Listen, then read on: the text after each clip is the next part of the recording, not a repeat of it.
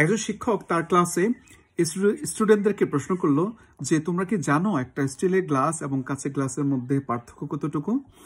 তো স্টুডেন্টরা তখন বললো, স্যার আমরা জানি না, আপনি একটু এক্সপ্লেন করেন। তখন বলল যে স্টিলের গ্লাস হচ্ছে এমন একটা গ্লাস, এটা মাটিতে শতবার পড়ে গেলেও সে আগের জায়গায় রিপ্লেস করতে পারে, সে বারবার নিজেকে ঘুরে দাঁড়াতে পারে।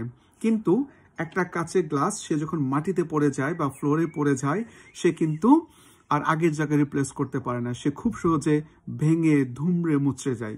তেমনিভাবে তুমি যদি তোমার লাইফটাকে সেট করতে চাও, তাহলে তোমার লাইফটা তুমি স্টিলের মতো তৈরি করো, যাতে করে শত আঘাতেও শতবার পড়ে গেলেও তুমি নিজেকে আগের জায়গায় রিপ্লেস করতে পারো, তুমি বারবার ঘুরে দাঁড়াতে পারো। তুমি যখন এই কাঁচের গ্লাসের মতো নিজের লাইফটা তৈরি করবা, তাহলে তুমি একবার তুমি যদি মাটিতে পড়ে যাও, একবার তুমি যদি ফেল করো, তাহলে খুব সহজে তুমি ভেঙে মুচড়ে তুমি ধ্বংসের পথে পতিত হবা।